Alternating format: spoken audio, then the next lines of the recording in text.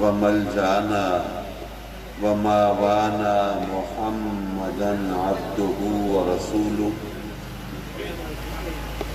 اما بعد فاعوذ بالله من الشيطان الرجيم بسم الله الرحمن الرحيم ومن يطع الله والرسول فأولئك مع الذين أنعم الله عليهم من النبيين والصديقين والشهداء والصالحين وحسن أولئك رفيقا صدق الله مولانا العلي العظيم وصدق رسوله النبي الأمين ونحن على ذلك لمن الشاهدين والشاكرين والحمد لله رب العالمين.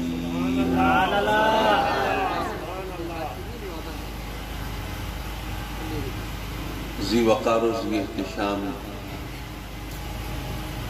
علماء اہل سنت بالخصوص حضرت قبلہ علامہ مولانا مفتی فیض احمد صاحب سکندری دامت برکاتہ العالیہ اور مکرمی محترمی مفتی اللہ عالیہ صاحب ورائیو، سبحان اللہ، معاف کیجئے کچھ ایک تو یہ ورائیو کا لفظ میرے لیے اجنبی، پھر کچھ اس کی جو تحریر ہے وہ بھی مفتی اللہ ورائیو کا مطلب کیا ہے؟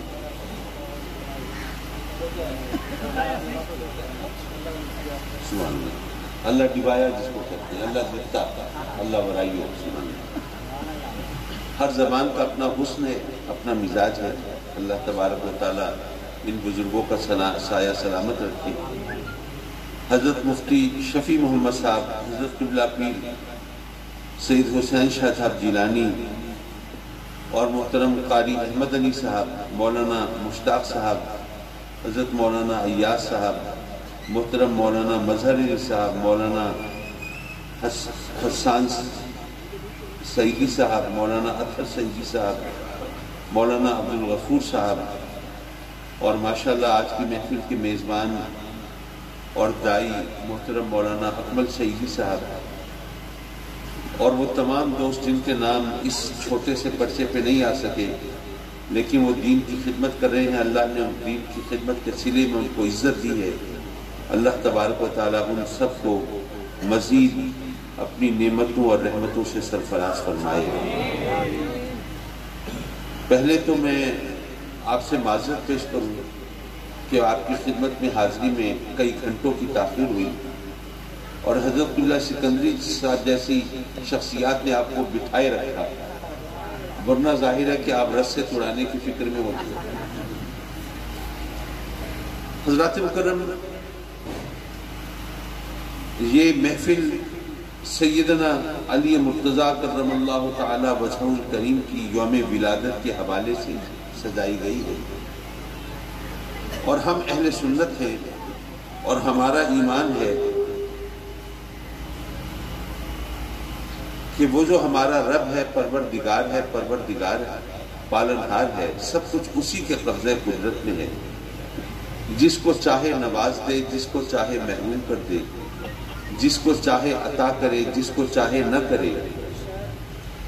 عزت بھی وہ دیتا ہے، ذلت بھی وہ دیتا ہے، لیکن اس نے سنت کے قائم کی ہے۔ عزت دیتا وہ ہے لیکن دیتا اپنے محبوب سے نسبت کے صدقے میں۔ اور یہ صرف جوش خطابت نہیں ہے، یہ زور بیان نہیں ہے، یہ خیال و گمان کا ہذیان نہیں ہے، یہ وہ حقیقت ہے جو قرآن و حدیث سے بخوبی آشکار ہے۔ رب کائنات نے قرآن میں فرمایا کنتم خیر امہ، تم سب سے بہتر امت ہو۔ نہیں فرمایا کہ تم سب سے بہتر نمازی ہو، نہیں فرمایا کہ سب سے بہتر حاجی ہو، نہیں فرمایا کہ سب سے بہتر مجاہد ہو، نہیں فرمایا کہ سب سے بہتر روزے دار ہو، فرمایا تم سب سے بہتر امت ہو۔ گویا فرمایا تمہیں پتہ ہے نا امت تو نبی کی ہوتی ہے، تو تمہیں فضیلت تمہارے کسی عمل کی وجہ سے نہیں ملی، میرے محبوب کی غلامی کے صدقے میں ملی۔ اسی طرح ازواج مطہرات کے حوالے سے ارشاد ہوا، یا نساء النبی لستن کاحد من النساء، اے میرے محبوب کی پاک بیویوں، دنیا کی کوئی عورت تمہاری ہمسر نہیں ہو سکتی، تم دنیا کی دوسری عورتوں جیسی نہیں ہو۔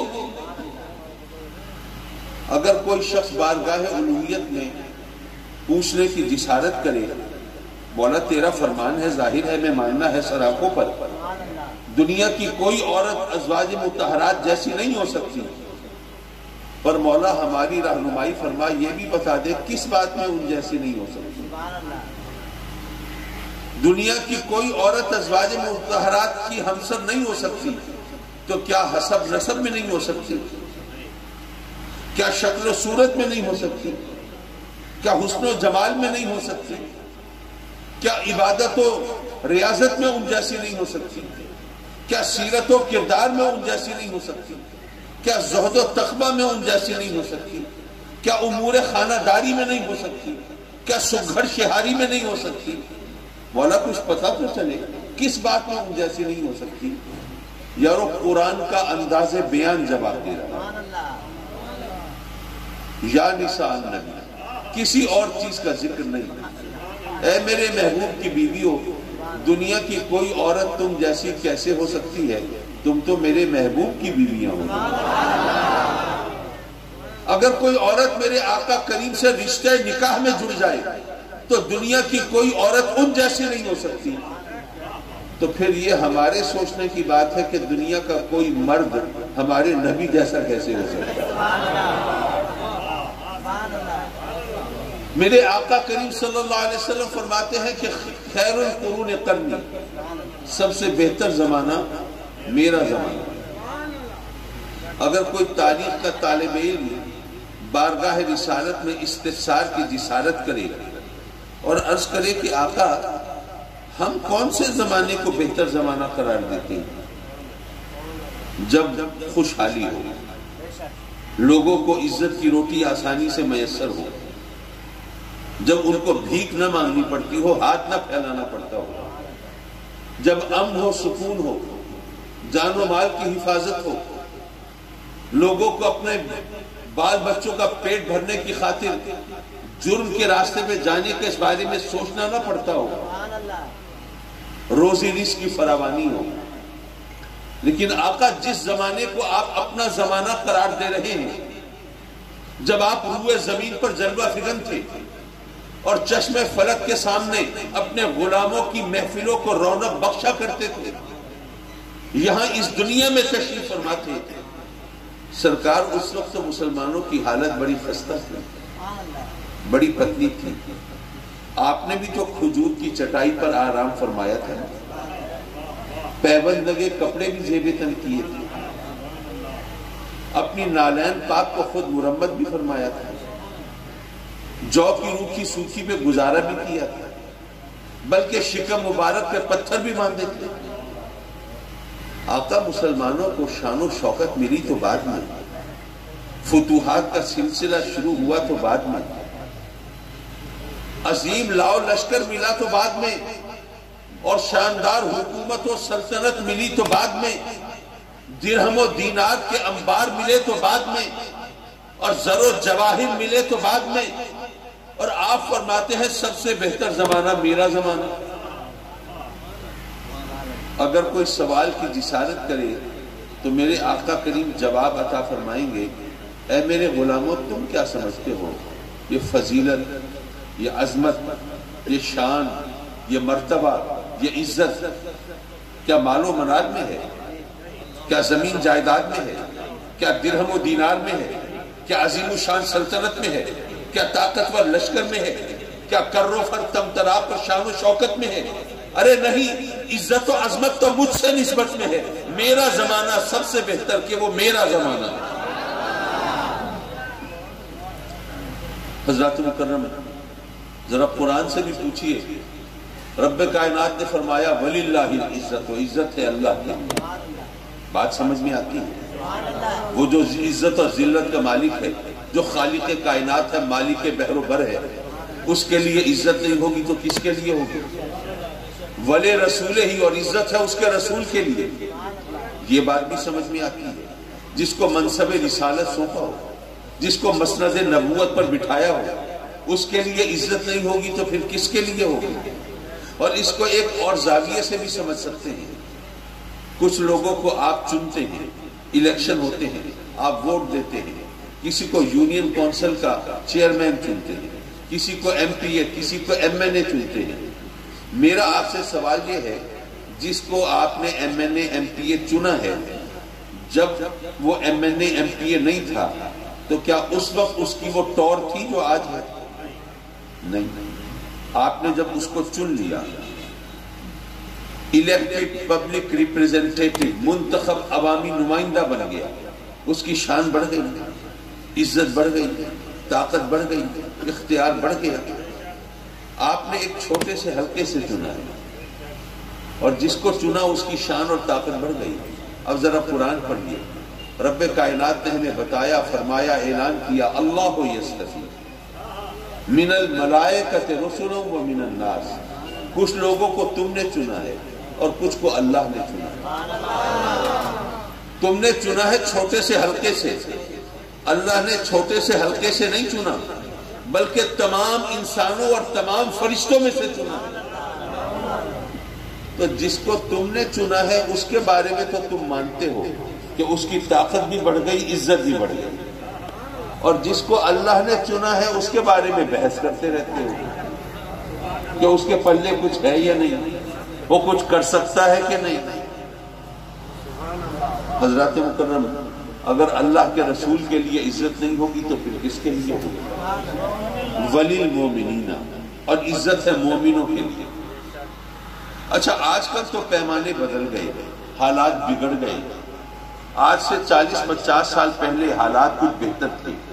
اگر کوئی غریب ہوتا تھا لیکن متقی ہے، پارسا ہے، نیکوکار ہے تو اس کی عزت ہوتی. اور چاہے کوئی دولت مند ہے لیکن لوگوں کو پتا ہو کہ یہ رشوت خور، حرام خور، سمگلر ہے اور ڈاکو ہے، اور اس طرح لوٹ مار کر کے، چٹی دلالی کر کے اس نے مال کمایا ہے، تو لوگ اس کی دولت کے باوجود دل سے عزت نہیں کرتے. ایسا ہی تھا.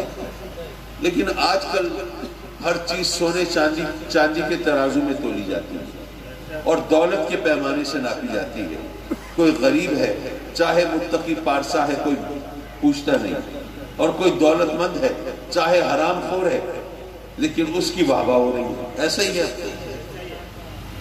اب آپ کے علاقے کا کوئی غریب آدمی ہو، بیچارہ کوئی دہاڑی دار ہو، مزدور ہو، کوئی ریڑھی والا، تانگے والا ہو، ویسے تو اس کی کوئی عزت نہیں. لیکن اگر آپ کے علاقے کے ایم این اے صاحب اس کو لفٹ کرانا شروع کر دیں، کوئی شادی کے فنکشن میں بیٹھے ہیں، وہ غریب بندہ نظر آیا، اس کو فوراً اپنے پاس بلوا لیا، ساتھ بٹھایا، اسی سے گپ شپ کرتے رہے. کہیں گاڑی میں جا رہے ہیں، وہ بندہ کہیں جاتا نظر آیا، گاڑی روک لی، اس کو ساتھ بٹھا لیا، چڑھا کے چل پڑے. 1-2 دفعہ ایسا ہو لوگ سمجھیں گے اتفاق ہے، 4-6 مرتبہ ایسا ہو لوگ کہیں گے اتفاق ہے. لیکن اگر ہر بار ایسا ہو پھر لوگ کہیں گے یارو ذرا خیال رکھنا، یہ پہلے والا غریب آدمی مت سمجھنا، اس کو جس کو جس طرح چاہتے تھے کر لیتے تھے، اب اس سے پنگا لینے کی کوشش مت کرنا. اب یہ ایم این اے صاحب کی، منسٹر صاحب کی ناک کا بال ہو گیا، اب اس کی اگاڑی پچھاڑی سے ذرا بچ کے رہنا. ٹھیک ہے، کوئی M N A, M P اے، کوئی منسٹر، کوئی گورنر کسی سے قریب ہو جائے اس کو عزت مل جاتی ہے. اب قرآن کیا کہتا ہے؟ النبی اولیٰ بالمؤمنین من انفسہم. میرا محبوب مومنوں سے ان کی جانوں سے زیادہ قریب ہے. وَلِلَّهِ الْعِزَّةُ وَلِرَسُولِهِ وَلِلْمُؤْمِنِينَ، اور عزت ہے مومنوں کے لیے. مومنوں کے لیے عزت کیوں ہے؟ پہلی بات تو سیدھی سی ہے کہ ہم جب ایمان لاتے ہیں، کلمہ پڑھتے ہیں، تو جھوٹے خداؤں کا انکار پہلے کرتے ہیں، سچے خدا کا اقرار بعد میں کرتے ہیں۔ لا الہ، کوئی معبود نہیں الا اللہ، اللہ کے سوا۔ تو اگر مومن کے لیے عزت نہیں ہوگی تو ہم جھوٹے خداؤں سے پنگھا کیوں لیں گے اور طاغوتی طاقتوں سے پنجہ آزمائی کیوں کریں گے؟ لیکن جو نقطہ دوسرا میں اجاگر کرنا چاہتا تھا، اب اس کی طرف آ جائیے۔ اگر کوئی M N A, M P a, minister, governor کسی سے قریب ہو، اس کو عزت مل جاتی ہے، تو قرآن میں اللہ فرماتا ہے میرا محبوب مومنوں سے ان کی جانوں سے زیادہ قریب ہے۔ تو جس سے میرے آقا کریم قریب ہو وہ بے عزت کیسے رہ سکتا ہے؟ تو مومنوں کو عزت ملی ہے تو آقا کریم کے قرب کے صدقے میں ملی ہے۔ اچھا، ماشاءاللہ علماء کرام کا جمع غفیر ہے یہاں، اور عوام میں بھی باشعور اور سمجھدار لوگ موجود ہیں، اور عقل کا ایک کام وہی ہے جو مکھی کا کام ہوتا ہے۔ سارا جسم صاف ستھرا ہو، کسی ایک جگہ چھوٹا سا زخم ہو، مکھی سارے صاف ستھرے جسم کو چھوڑ کر زخم پہ آ کے بیٹھتی ہے۔ عقل کا بھی یہی کام ہے، ساری بات، سارا بیان، ساری تقریر سیدھی سادی سمجھ میں آنے والی ہو، ایک جگہ ذرا اعتراض کی گنجائش ہو تو عقل وہی متوجہ ہوتی ہے۔ ممکن ہے آپ کے ذہن میں آئے کہ جی آپ نے کہا کہ مومنوں کو عزت اس لیے ملی ہے کہ آقا کریم ان سے قریب ہے جانوں سے زیادہ، تو قرآن کی ایک اور آیت بھی ہے، وَنَحْنُ أَقْرَبُ إِلَيْهِ مِنْ حَبْلِ الْوَرِيدِ۔ رب کائنات نے فرمایا کہ میں بھی قریب ہوں۔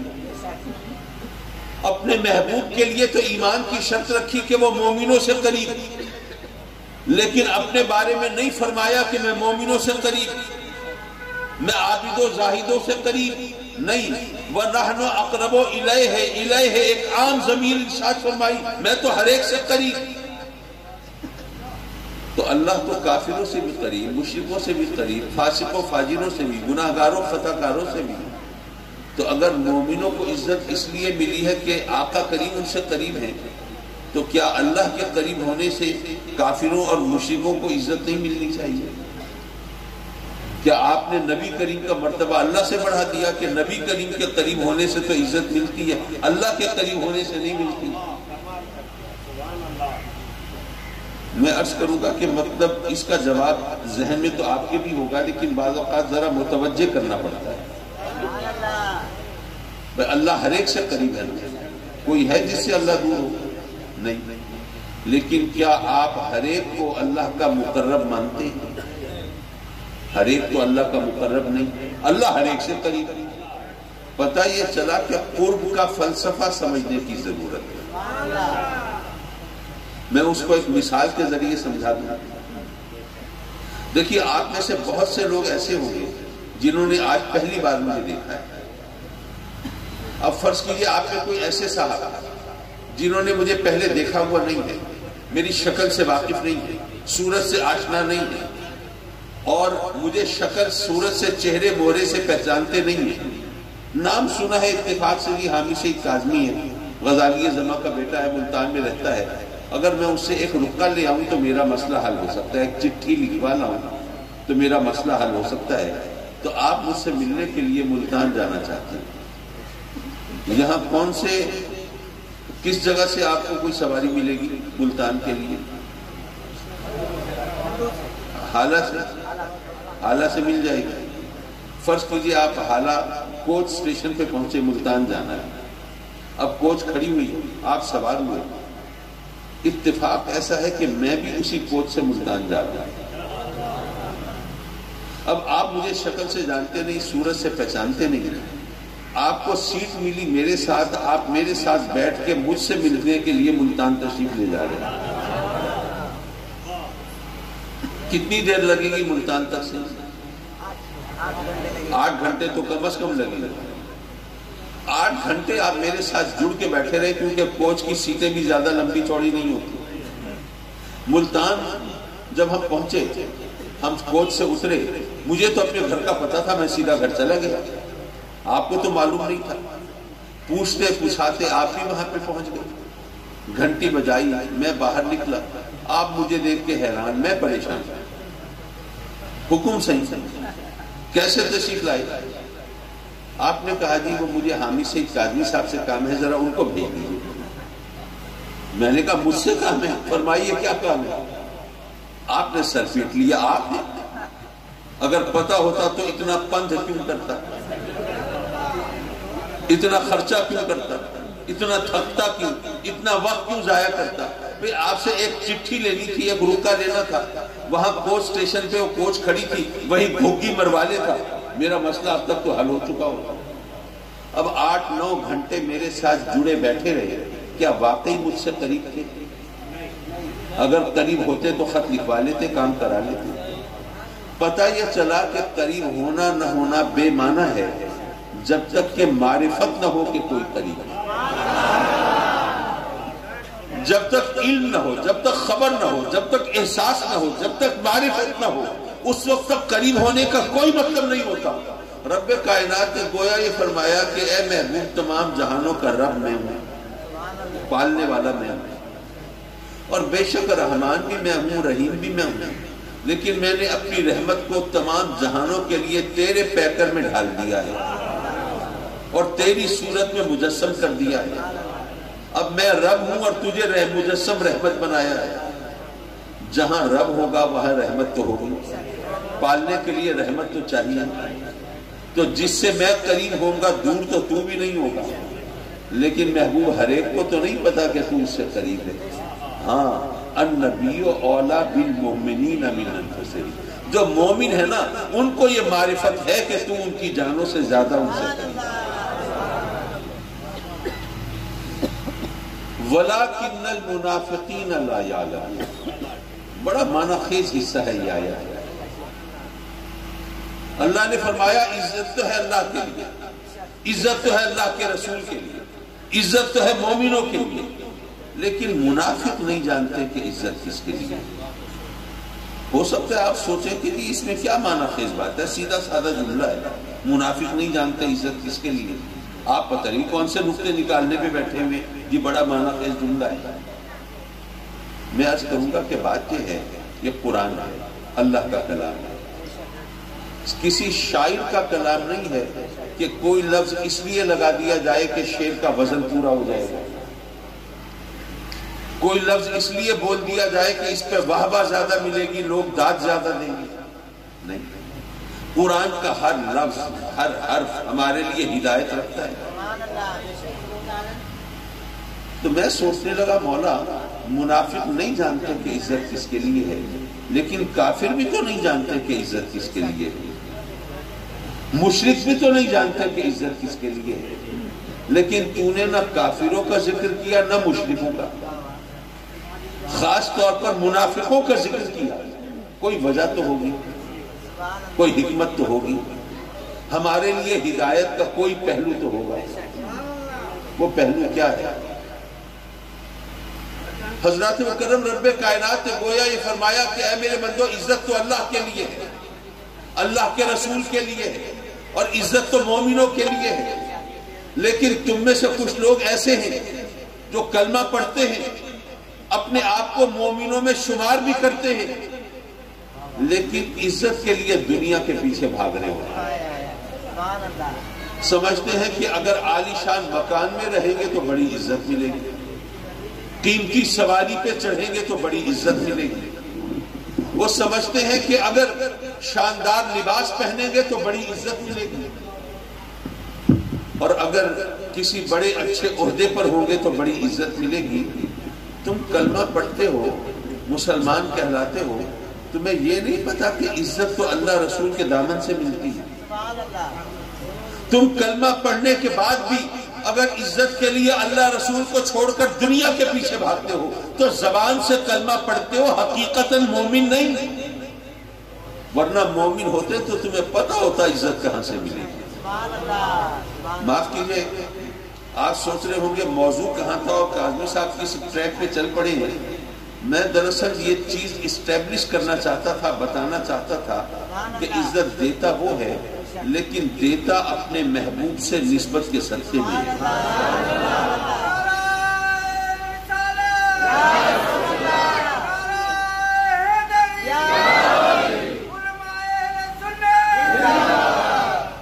جو میرے آقا کریم سے جتنا قریب ہوگا اتنا زیادہ باعزت ہوگا. ہم اہل سنت ہیں، صحابہ کی عظمت کو مانتے ہیں. صحابی کی تاریخ کیا ہے؟ جس نے اس 23 سالہ دور نبوت میں جب میرے آقا کریم روئے زمین پر جلوہ فگن تھے، اس 23 سالہ دور نبوت میں جس نے ایمان اور محبت سے ایک نظر آقا کریم کو دیکھا اور اسی ایمان کے ساتھ دنیا سے رخصت ہو گیا، وہ صحابی. کوئی تقریباً 60-65 برس پہلے کی بات ہے. میرے والد گرامی محو خطاب ہیں اور فرماتے ہیں کہ لوگوں، کوئی کروڑوں سال عبادت کرتا رہے کسی صحابی کے برابر نہیں ہو سکتا. مجمع سے ایک صاحب کھڑے ہوئے، کہنے لگے قاضی صاحب ہم نے سنا تھا کہ آپ فلسفے اور منطق کے امام ہیں، آپ جو بات کہتے ہیں عقل کے ترازو میں تول کے کہتے ہیں اور حق و انصاف کے معیار کے مطابق کہتے ہیں، لیکن آپ نے جو بات کہی ہے نہ وہ عقل کے مطابق ہے نہ انصاف کے مطابق. آپ نے کہا کوئی کروڑوں سال عبادت کرتا رہے صحابی کے برابر نہیں ہو سکتا. انصاف بھی یہ کہتا ہے، عقل بھی یہ کہتی ہے، جو جیسا عمل کرے ویسا صلہ ملنا چاہیے. اور آپ کہتے ہیں کہ کروڑوں سال عبادت کر کے بھی صحابی کے برابر نہیں ہو سکتا. کیا بات کریں، نہ عقل کے مطابق نہ حق و انصاف کے مطابق. ابا جی قبلہ مسکرائے، فرمایا کہ اگر ہمت ہو تو اللہ سے پوچھو کہ اس نے کروڑوں سال کی عبادت کا وہ ثواب کیوں نہیں رکھا جو اپنے محبوب کو ایک نظر دیکھنے کا رکھا.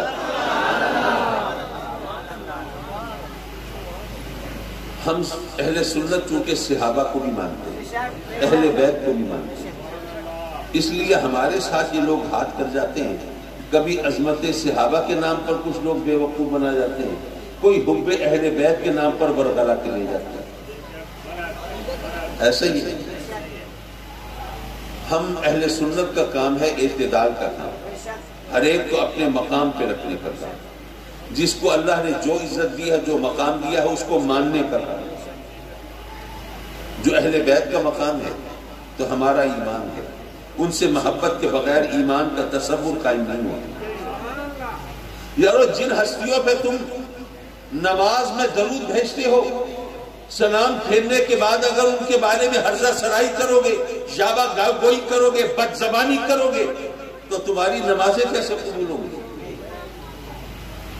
زبان اور دل میں فاصلے ہوں تو دعائیں قبول نہیں ہوتی. آپ کو یاد ہے کچھ برس پہلے امریکہ میں آقا کریم کی شان میں گستاخانہ فلم بنی تھی، تو آپ لوگوں نے ریلیاں نکالی، جلسے کیے تھے، جلوس نکالے تھے، نعرے لگائے تھے، دعائیں مانگی تھی رب کی بارگاہ میں، مولا امریکہ کو تباہ کر دے، امریکہ کو برباد کر دے، امریکہ کو پیوند خاک کر دے، امریکہ کا کخ نہ بچے. لیکن یارو اسی وقت عالم یہ تھا، زبان سے دعائیں مانگ رہے ہیں یا اللہ امریکہ کو برباد کر دے، اور دل میں تمنا پڑ رہی ہے کہ امریکہ کا ویزا تو مل جائے. جب ذہن اور زبان میں اتنے فاصلے ہو پھر دعائیں قبول نہیں ہوتی. حضرات مکرم، جن ہستیوں پر آپ نماز میں درود بھیجتے ہوں ان سے محبت. اچھا درود یہ بھی اب علماء کی موجودگی ہوتی ہے تو ذرا کچھ تھوڑی سی شہ ملتی ہے کچھ بات کرنے میں.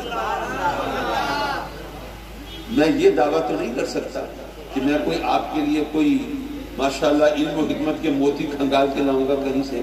یہ سب باتیں آپ ہی سے سیکھی ہیں، لیکن بعض اوقات ذرا تھوڑا سا عام طور پر علماء فرماتے ہیں ذرا سبق سنانے کو جی چاہتے ہیں.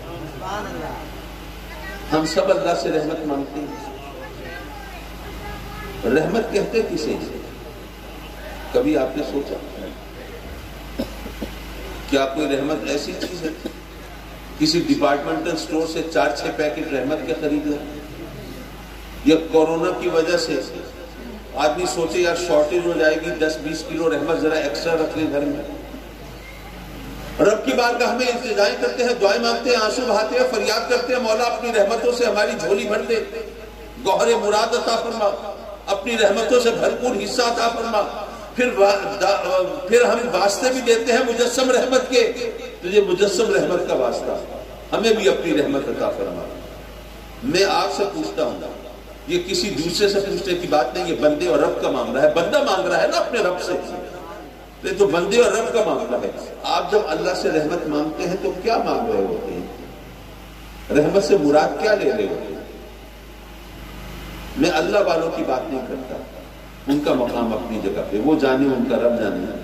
ورنہ وہ ہستیاں بھی ہیں. مجھے وہ واقعہ یاد آیا، بنو امیہ کے ابتدائی حکمرانوں میں ایک شخص تھا جس کا نام تھا عبد المالک بن مروان. طواف کعبہ کر رہا ہے، ایک نوجوان پہ نظر پڑی. دیکھتا ہے کہ وہ نوجوان کی حالت خستہ ہے، لباس پوسیدہ ہے، غربت کے آثار ہیں، لیکن پیشانی روشن ہے، چہرے پہ وقار ہے، چال میں دبدبا ہے. دیکھ کے لگتا ہے کسی اچھے خاندان کا فرد ہے. اپنے خدام سے عبد المالک کہتا ہے جاؤ پتہ کر کے آؤ یہ نوجوان کون ہے. یہ ذرا اس کی آواز تھوڑی کم کر دیں گے تو لوگوں کو آسانی سے سمجھ میں آئے گی. حضرات مکرم خدام جاتے ہیں، پتہ کر کے آتے ہیں اور کہتے ہیں جناب یہ جو نوجوان ہے یہ حضرت عبداللہ بن عمر کا بیٹا ہے. کیا مطلب؟ یعنی سیدنا عمر فاروق رضی اللہ تعالیٰ عنہ کا پوتا ہے. جب عبد المالک کی بات سنتا ہے تو وہ فیسینیٹ ہوتا ہے، ذرا طواف کرتے ہوئے ذرا اس نوجوان سے قریب ہوتا ہے اور اپنا تعارف کراتا ہے کہ میں ہوں عبد المالک بن مروان، اس وقت مسلمانوں کا حکمران.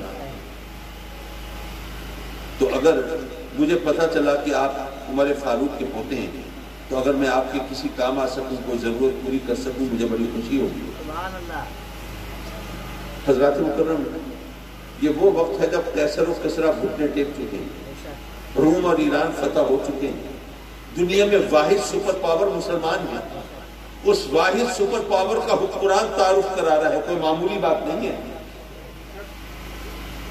جب وہ یہ کہتا ہے کہ جی میں اگر آپ کی کوئی ضرورت پوری سب کر سکوں مجھے بڑی خوشی ہوگی، تو وہ نوجوان آنکھ بھر کے دیکھتا ہے اور کہتا ہے کہ دیکھیے اس وقت ہم خانہ کعبہ میں کھڑے ہیں اور اللہ کے گھر میں کھڑے ہو کر کسی اور سے سوال کرنا مجھے اچھا نہیں لگتا. اور ظاہر ہے یہ بات ایسی ہے کہ جس کا کوئی دوسرا جواب ہی نہیں ہو سکتا. عبد المالک جلدی جلدی طواف مکمل کرتا ہے، باہر نکلتا ہے، اپنے خدام سے کہتا ہے کہ جب یہ نوجوان باہر آئے پھر اس کو میرے پاس لے آنا. انہوں نے ایسا ہی کیا. اب جب لے کے آئے تو عبد المالک نے کہا کہ دیکھیے اب تو ہم خانہ کعبہ میں نہیں ملے، اب مجھے پتہ چلا آپ عمر فاروق کے پوتے ہیں، تو اگر آپ کی کوئی طلب ہو، کوئی خواہش ہو، کوئی ضرورت ہو میں پوری کر سکوں، میرے لیے عزت افزائی ہوگی، میرے لیے خوشی کا مقام ہوگا. وہ نوجوان کہتا ہے یا امیر المومنین یہ فرمائیے کہ آپ مجھے دنیا کی چیزیں دے سکتے ہیں یا کچھ آخرت میں بھی حصہ ڈال سکتے ہیں. اس نے کہا جی مجھے بادشاہت تو دنیا کی ملی ہے، آپ کو کوئی زر و جواہر چاہیے، درہم و دینار چاہیے، مال دولت چاہیے، زمین جاگیر چاہیے، میں دے سکتا ہوں. کوئی عہدہ منصب چاہیے، کسی صوبے کا گورنر بننا ہو کر سکتا ہوں کسی شہر کا. اب آخرت میں کچھ حصہ ڈالنا تو میرے بس میں نہیں. اس نوجوان نے جو جواب دیا وہ ہم سب کی توقعات سے ہٹ کر، اس نے کہا کہ اے مسلمانوں کے امیر، دنیا تو میں اپنے رب سے نہیں مانگتا، آپ سے کیا مانگوں. معاف کیجئے میرے کہنے کا مطلب یہ نہیں کہ ہمیں رب سے بھی دنیا نہیں مانگنی چاہیے. اب وہ ہستیاں جو اتنی بے نیاز تھی وہ تو ہمارے درمیان نہیں ہے. ہم تو بہرحال رب سے دنیا مانگتے ہیں اور ہمیں مانگنی ہے، بلکہ رب نے ہمیں دنیا مانگنے کا سلیقہ بھی سکھایا ہے. اس نے یہ نہیں فرمایا کہ میرے بندوں سے مجھ سے آخرت مانگو، نہیں فرمایا کہ صرف جنت مانگو، نہیں فرمایا کہ صرف ثواب مانگو. اس نے فرمایا اے میرے بندوں مجھ سے دنیا بھی مانگو، لیکن تمہیں کیا پتا تمہارے لیے کیا چیز اچھی ہے کیا بری ہے. تم پک اینڈ چوز سے کہا مت لو کہ مولا مجھے یہ عطا فرما یہ عطا فرما. تمہیں کیا پتا کیا چیز اچھی ہے کیا بری ہے. آپ میں سے کسی کے پاس پرائز بانڈ ہو، اب آپ منتیں مان رہے ہیں، دعائیں مانگ رہے ہیں، رب کی بارگاہ میں التجائیں کر رہے ہیں، فریاد کر رہے ہیں مولا یہ میرا جیک پاٹ نکل آئے، سب سے بڑا انعام نکل آئے. سب سے بڑا انعام بھی کروڑوں میں ہوتا ہے نا آپ کا. یہ سب سے بڑا انعام نکل آئے، میں فلاں بازار میں چادر چڑھاؤں گا، فلاں جگہ غریبوں میں دے کے بانٹوں گا، عمرہ کرنے بھی جاؤں گا، یہ کروں گا وہ کروں گا. اتفاق سے نکل آیا جیک پاٹ.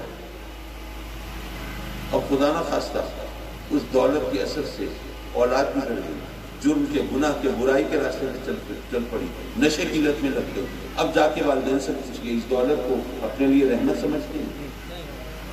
اسی مال سے بڑی قیمتی سواری خریدی، گاڑی خریدی، وہ کسی حادثے کا شکار ہوئی، کوئی جان سے پیاری ہستی یا دنیا سے گزر گئی یا زندگی بھر کے لیے معذور ہو گئی، اب جا کے پوچھئے واقعی یہ مال اس کے لیے رحمت ہے؟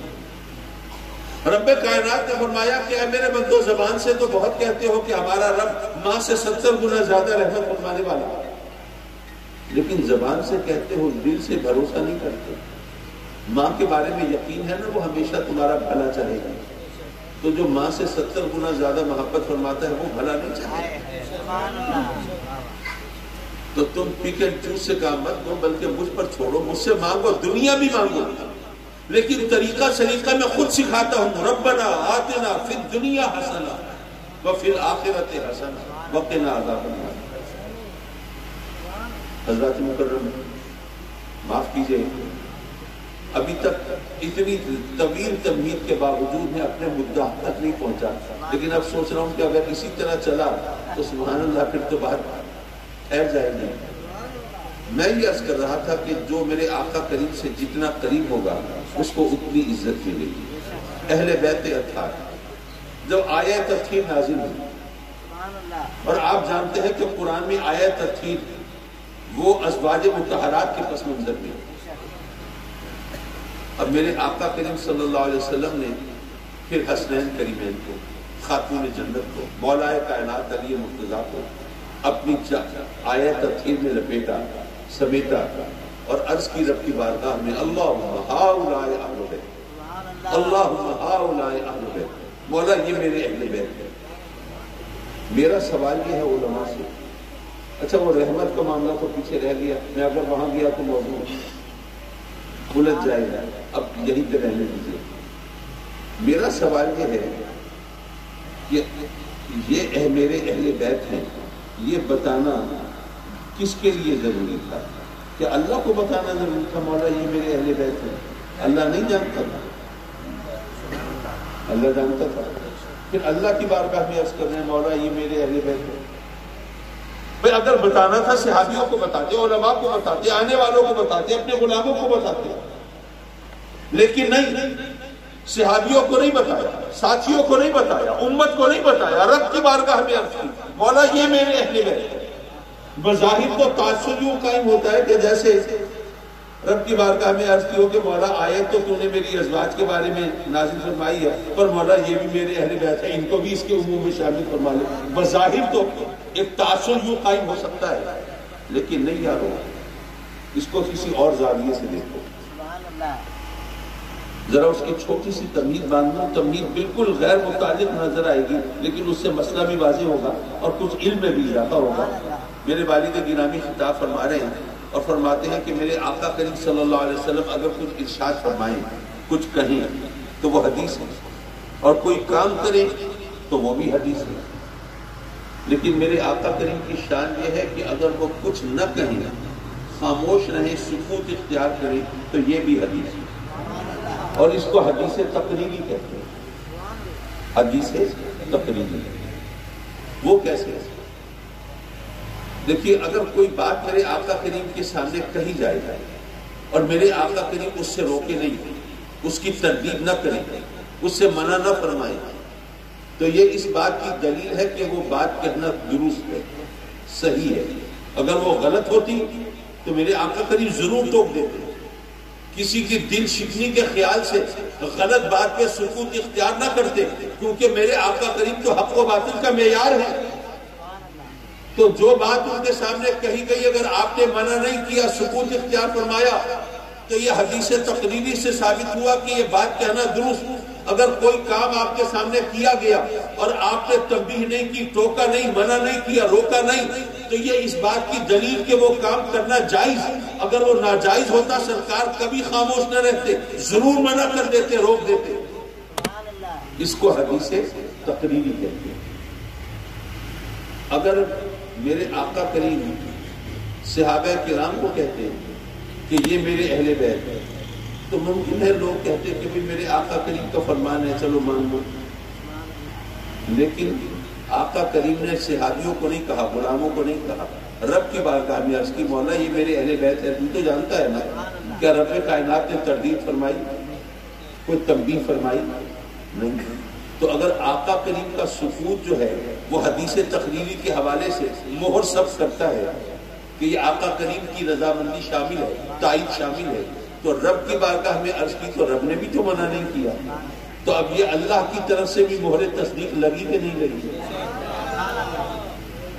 اب یہ صرف میرے آقا کریم کا ایک فرمان نہیں رہا، رب کی طرف سے مہر تصدیق شامل ہے کہ یہ اہل بیت ہیں، اور ظاہر ہے کہ یہ آقا کریم کے اہل بیت کی شان مرتبہ وہ ہم سب جانتے ہیں، حسنین کریمین، ہمیں معلوم ہے ان الحسن والحسین سیدہ شباب علی جنہ۔ اگر آپ کسی کے بارے میں یہ کہنا چاہیں یہ جنتی ہے، اپنا گمان ظاہر کرنا چاہیں یہ جنتی ہے، اس میں کیا کیا چیزیں دیکھیں گے آپ؟ کتنے اوصاف، کتنے کمالات دیکھیں گے؟ نمازی ہے، شریعت کا احترام کرنے والا ہے، حلال حرام کا خیال کرنے والا ہے، حقوق اللہ حقوق العباد کا لحاظ کرنے والا ہے۔ یہ تمام چیزیں دیکھ کے پھر فیصلہ کر پائیں گے کہ ہاں بھائی اس کے بارے میں ہم یہ گمان کر سکتے ہیں جنتی ہے، ایسے نہیں۔ اگر کسی کو صرف جنتی کہنا ہو اس میں اتنے اوصاف و کمالات، اتنی خصوصیات، اتنی چیزیں دیکھیں، تو جس کو جنتیوں کا سردار کہنا ہو اس میں کتنے کمالات دیکھنے چاہیے؟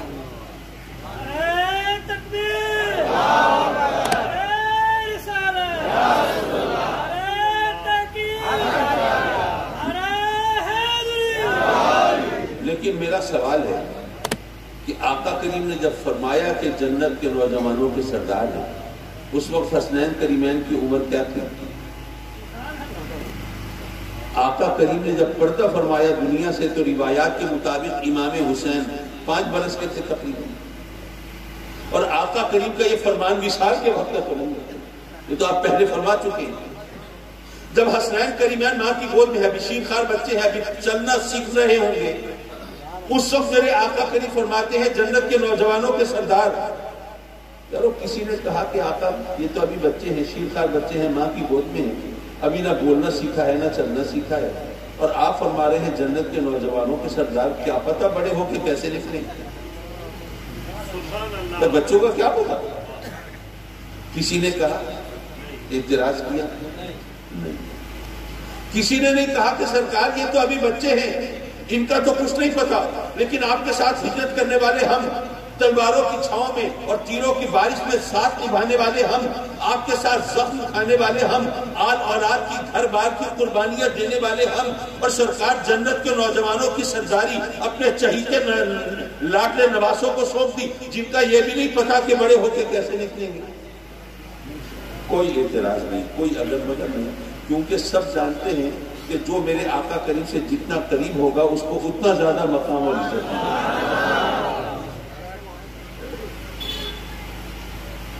سیدنا علی مرتضیٰ کرم اللہ تعالیٰ وجہہ الکریم، میرے آقا کریم نے رب کی بارگاہ میں یہ دعا نہیں مانگی کہ مولا یہ علی یہ مجھے بہت پیارا ہے، یہ میرا بڑا چہیتا ہے، مولا اس کو ہمیشہ سیدھے راستے پہ رکھنا، اس کو صراط مستقیم پر رکھنا، اس کو ہمیشہ بھٹکنے سے بچانا، اس کو گمراہی سے محفوظ رکھنا، یہ دعا نہیں کی۔ رب کی بارگاہ میں عرض کی مولا حق کو ادھر پھیر دینا جدھر علی ہے۔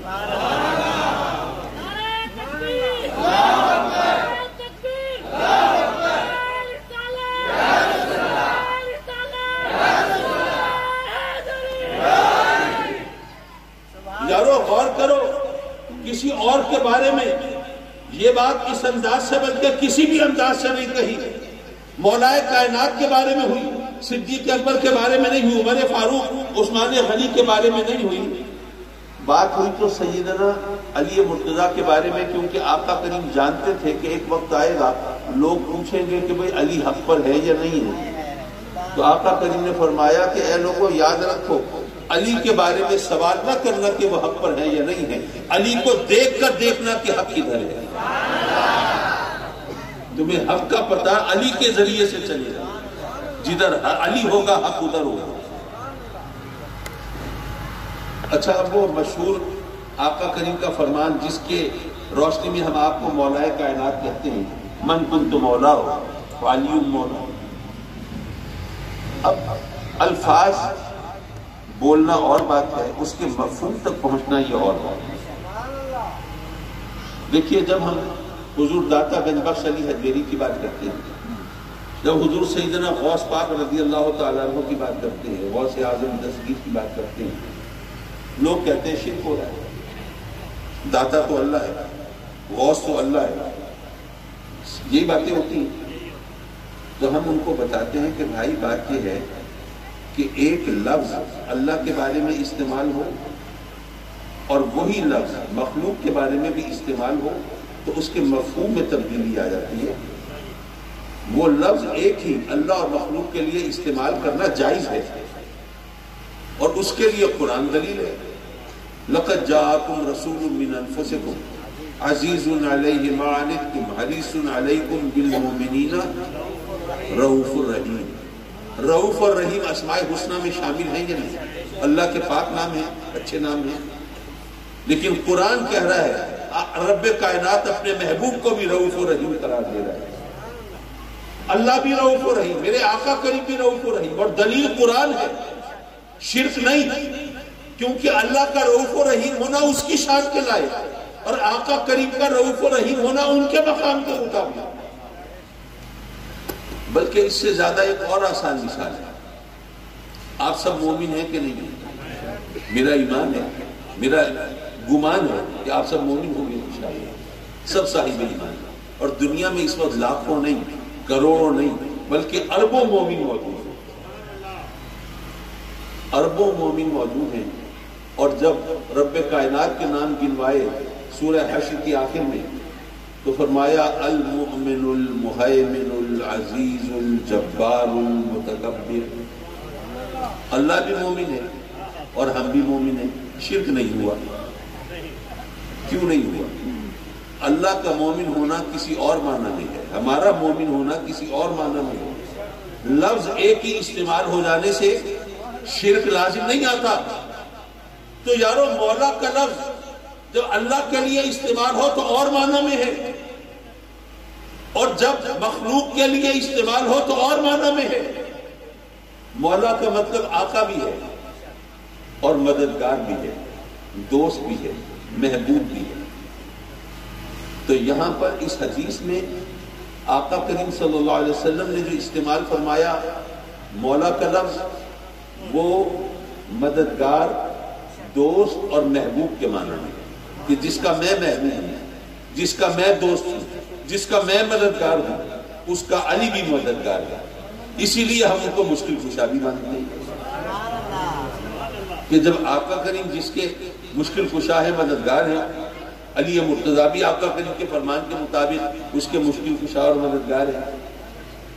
لیکن اگر کسی کا اصرار ہو کہ نہیں یہ آقا کے معنوں میں ہے تو پھر بڑی مشکل ہو جائے گی۔ کیا مشکل ہو جائے گی؟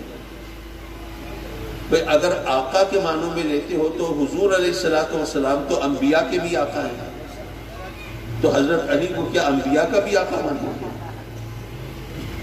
ظاہر ہے اہل سنت تو نہیں مان سکتے۔ ہاں وہ رافضی جن کے نزدیک امامت نبوت سے آگے کی چیز ہے وہ مانتے ہو تو مانتے ہو، اہل سنت تو نہیں مان سکتے۔ اس لیے یاد رکھو کہ مولا کا لفظ محبوب اور دوست کے معنوں میں ہے، مددگار کے معنوں میں ہے، آقا کے معنوں میں نہیں ہے۔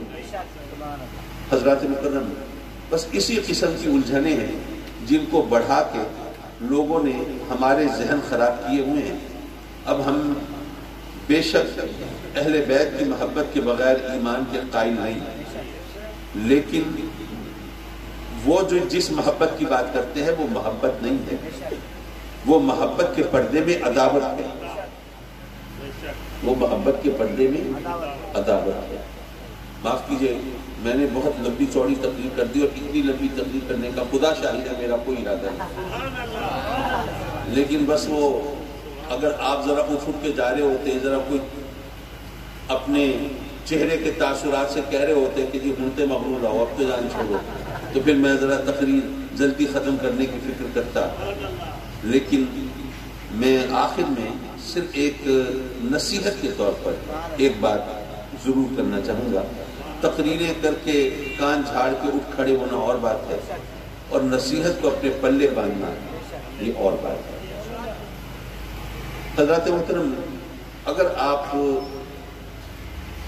کوئی سادہ سی مشین خریدنے کے لیے جائیں دکان پہ، جیسے جوسر ہے، جوس نکالنے والا، بلینڈر میں چٹنی پیسنے والی مشین، تو سادہ سی مشین ہے، دکاندار وہی دکان پہ چلا کے آپ کو دکھا دیتا ہے، آپ سمجھ جاتے ہیں اس بٹن سے چلے گی، اس سے بند ہوگی، اس سے اس کی سپیڈ کم زیادہ ہوگی، آپ خرید کے لاتے ہیں، استعمال کرتے رہتے ہیں۔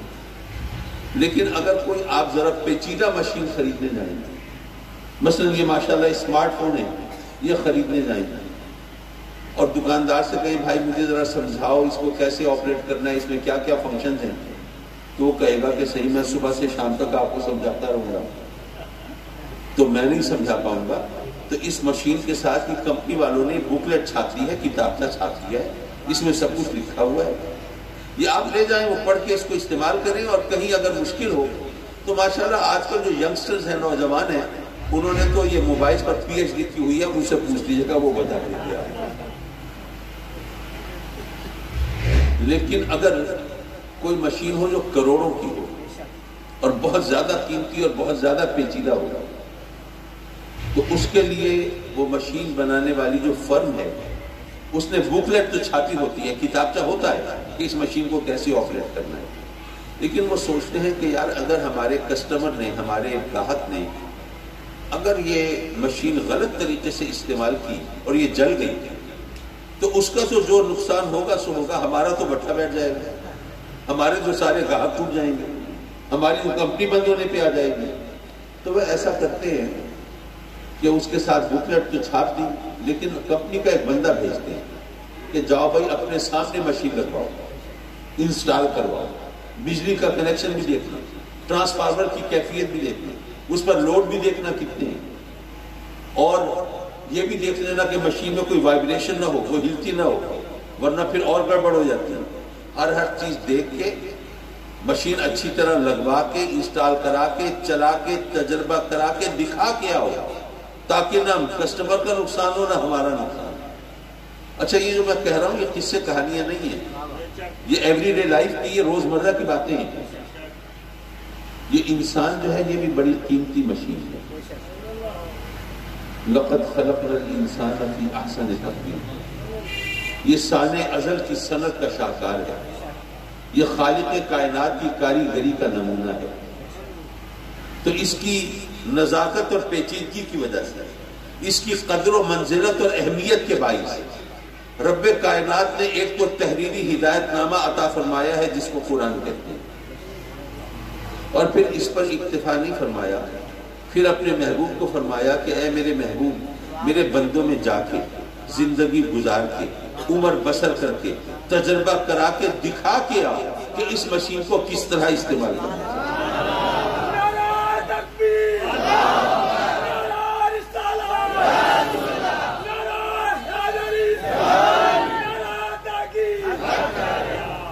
اب ہمارے سامنے وہ تحریری ہدایت نامہ بھی ہے اور وہ عملی نمونہ بھی ہے، اگر ہم اس کے مطابق اس مشین کو استعمال کریں گے تو ہمیں پتہ چلے گا کہ اس مشین میں کتنے ڈیفرنٹ فنکشنز ہیں، اس سے ہم کیا کیا کام لے سکتے ہیں۔ اگر اس بتائے دکھائے ہوئے طریقے کے مطابق اس کو ہم آپریٹ کریں گے تو پھر جانور بھی ہمارا کہا مان سکتے ہیں، پھر بارش بھی ہماری مرضی سے برس سکتی ہے، پھر واقعات کی ترتیب بھی ہمارے خیال کے مطابق بدل سکتی ہے، پھر بہت کچھ ہو سکتا ہے ہماری مرضی کے مطابق، بشرطے کہ ہم اس مشین کو اس طرح استعمال کرنا سیکھ لیں جس طرح سکھانے والے نے سکھایا۔ آپ نے گاڑی خریدی، پہلی بار گاڑی خریدی، تیل ڈلوانے کے لیے پیٹرول اسٹیشن پہ پہنچے، تجربہ تھا نہیں، بے خیالی میں، بے دھیانی میں وہ گاڑی کھڑی کر دی ڈیزل پمپ کے سامنے، ٹھیک تھی پیٹرول سے چلنے والی، اتفاق سے وہ جو بندہ تھا جس کی ڈیوٹی تھی تیل ڈالنے کی، اس کا پہلا دن تھا، کہیں دیہات سے آیا تھا، اس نے بھی نہیں دیکھا کہ پیٹرول والی گاڑی ڈیزل کے پمپ کے سامنے کھڑی ہے، اس نے بھی جناب ماشاءاللہ آؤ دیکھا نہ تاؤ اور ڈیزل سے بھر دی آپ کی گاڑی، بٹھا بیٹھ جائے گا، انجن خراب ہو جائے گا۔ پتہ چلا کہ کوئی مشین لیں تو اس کے بارے میں پوری نو ہاؤ ہونی چاہیے، معلومات ہونی چاہیے کہ اس میں کیا ڈالنا ہے کیا نہیں ڈالنا ہے۔ اگر بیٹری سے چلنے والی مشین کو بجلی سے چلانے کی کوشش کرو گے جل جائے گی۔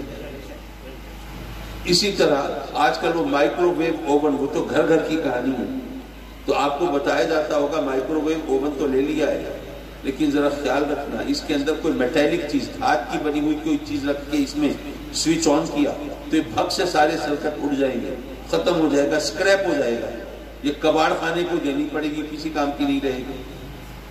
تو یارو کوئی مشین ہو تو پتہ چلنا چاہیے اس میں کیا ڈالنا ہے کیا نہیں ڈالنا۔ تو یہ جو انسان کی مشین بنائی تو ہمیں بتایا گیا ہے اس میں کیا ڈالنا ہے کیا نہیں ڈالنا۔ پانی اور دودھ تو ڈالنا ہے، پیشاب نہیں ڈالنا، شربت وغیرہ تو ڈالنا ہے، شراب نہیں ڈالنی، پاک اور طیب چیزیں تو ڈالنی ہے، ناپاک نجس چیزیں نہیں ڈالنا، حلال چیزیں ڈالنی ہے، حرام نہیں ڈالنا۔ اور اگر یہ خیال نہیں کرو گے، وہ چیزیں ڈالو گے جن سے روکا ہے تو مشین خراب ہو جائے گی۔ مشین خراب ہوگی پھر کیا نتیجہ نکلے گا؟ اس مشین نے تمہیں لے جانا تھا رب کی بارگاہ میں، یہ تمہیں جھکا دے گی پتھروں کے سامنے۔ اس نے تمہیں ہدایت کے راستے پہ چلانا تھا، یہ تمہیں گناہوں کی دلدل میں دھسا دے گی۔ اس نے تمہیں فخر ملائکہ بنانا تھا، یہ تمہیں ننگے انسانیت بنا دے گی۔ اس نے تمہیں جنت میں لے جانا تھا، یہ تمہیں جہنم میں پہنچا دے گی۔ اس لیے اس مشین کے لیے یہ ذرا خیال رکھو اس میں کیا ڈالنا ہے اور کیا نہیں ڈالنا۔ وہ آپ کے مطابق الحمدللہ۔